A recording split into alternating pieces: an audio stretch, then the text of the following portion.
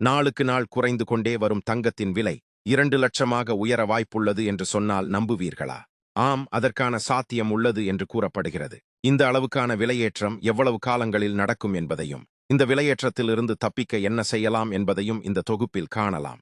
தங்கத்தின் விலை சமீப காலமாக சிறு சிறு ஏற்ற இறக்கங்களுடன் நேற்று முன்தினம் 1 கிராம் ஆபரண தங்கம் 13,300க்கும், ஒரு சவரன் 1,06,400க்கும் விற்பனை செய்யப்பட்டது. அதற்கு அடுத்த நாளே சவரனுக்கு 800 குறைந்த தங்கம் விலை 1,05,600க்கும், 1 கிராம் 13,200க்கும் விற்பனை. இன்று மீண்டும் கிராமுக்கு 50 ரூபாய் குறைந்துள்ள தங்கம் விலை 13,150 ரூபாய்க்கும், ஒரு சவரன் 1,52,000த்திற்கும் விற்பனையாகிறது. இவ்வாறு தங்கத்தின் விலை குறைந்து கொண்டே வருவதற்கு குறிப்பிட்ட சில காரணங்கள் உள்ளன.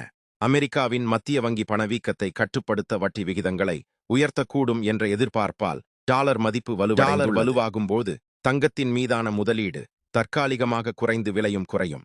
இதேபோல் கடந்த ஜனவரி மாதம் முதல் முதலீட்டாளர்கள் தங்களது தங்கத்தை விற்று லாபம் பார்த்து வருவதாலும் தற்காலிகமாக விலை சரிந்து வருகிறது. ஆனால் இவ்வாறு சிறுக சிறுக குறையும் தங்கம் எதிர்காலத்தில் அதிபயங்கர அளவில் உயரும் என்று பொருளாதார நிபுணர்கள், அதாவது உலக நாடுகளின் மத்திய வங்கிகள் அனைத்தும் தங்கத்தை அதிக அளவில் கொள்முதல் செய்து வருகின்றன. மேலும் ஈரான் அமெரிக்க போர் மாதிரியான புவிசார் பதற்றங்கள் அடிக்கடி நிகழ்வதாலும் பொருளாதார ஸ்திரத்தன்மை நிலவுவதாலும் தங்கத்தின் விலை எதிர்காலத்தில் அதிகரிக்கவே உள்நாட்டு நிபுணர்களின் கணிப்புப்படி டாலருக்கு நிகரான இந்திய ரூபாயின் மதிப்பு குறையும் போது தங்கம் விலை இன்னும் வேகமாக அதிகரிக்கும் என்று கூறப்படுகிறது. இத்தகைய காரணங்களால் இந்த ஆண்டு இறுதிக்குள் 10 கிராம் தங்கத்தின் விலை 1.7 லட்சத்திலிருந்து 2 லட்சம் வரையில் உயரும் என்று எதிர்பார்க்கப்படுகிறது.